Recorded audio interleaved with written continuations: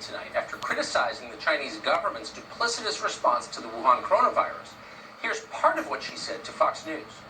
The reason I came to US is because I deliver the message of the truth of COVID-19. If I tell it in Hong Kong, the moment I start to tell it, I will be disappeared and killed.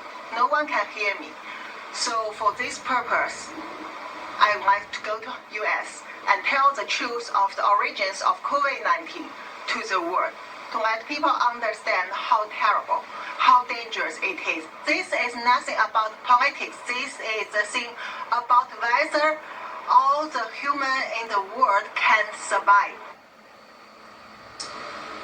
For telling the truth, the doctor says she'll be, quote, disappeared and killed.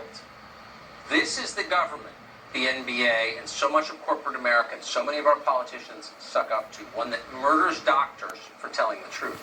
This doctor says Beijing is suppressing vital information about the virus. There are many patients that don't get treatment on time and diagnosis on time. There is no protection for both doctors and the patient and common people. And also, the government doesn't allow people to release such information. Hospital doctors are scared, but they cannot talk. CDC staffs are scared.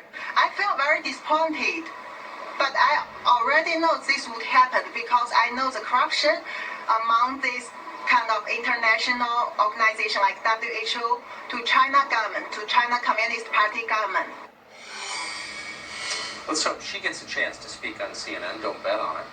Gordon Chang is the author of the book, The Coming Collapse of China. Can't come too soon. He joins us tonight. Gordon, thanks so much for coming on.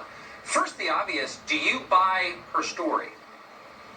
I do, Tucker, because she talks about a change in attitude in colleagues in Hong Kong, as well as the people that she was in contact with in China. And that occurred about the middle of January.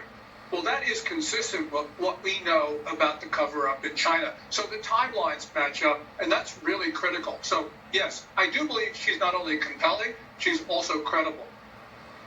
So why wouldn't she be a prominent voice in the discussion about COVID-19? I worry that she will not get a hearing except on this channel. Well, she carries a message that, is going to be in discordant with what we hear elsewhere. Because, this has become like President Trump versus everybody else. And so you have a lot of people propagating China's narratives in this country because it is politically expedient for them to do so in the short term. And, of course, we are in a political season. But as she says, this is not an issue of politics. And it's very important that we listen to what she says, because it does corroborate much of what we know about what the World Health Organization and China were doing in that critical January period.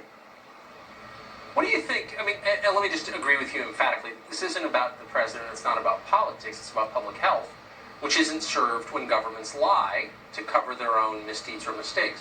What do you think the truth is about the origin of this disease? We don't know. There's two main theories, of course. One of them is this was a zoonotic transfer in the wild from an animal to a human. The other is that this was an accidental release from the Wuhan Institute of Virology.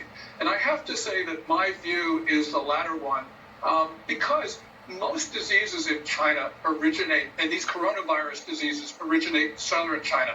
All of a sudden, we have one originating in the middle of China, within 20 miles of China's P4 biosafety lab. That is extremely suspicious. We know that a Chinese major general was put in charge of the lab sometime around March, and I believe that she cleaned up the lab to prevent the world from knowing any evidence of what was going on. Because Chinese researchers reached the conclusion that you have reached, there is evidence that this happened. Is anybody in the so-called international community working to find the truth and working to make sure it doesn't happen again, that nothing like this is unleashed on the world the next time? Yeah, what we're seeing is the World Health Organization covering up for China.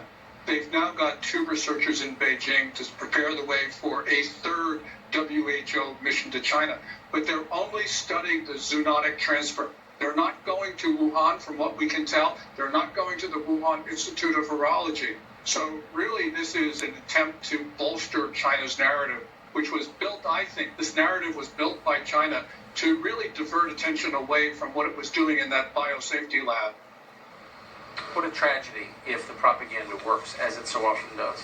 Gordon Chang, thank you for your clarity on that. I appreciate it.